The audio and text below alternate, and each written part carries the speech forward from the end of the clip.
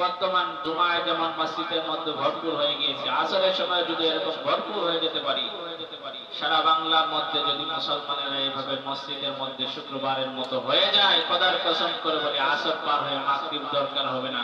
মসজিদ যখনই ভরপুর হয়ে যাবে আসরের সময় রব্বে কারীমের রহমতের বৃষ্টি বর্ষণ শুরু হয়ে যাবে। সুবহানাল্লাহ।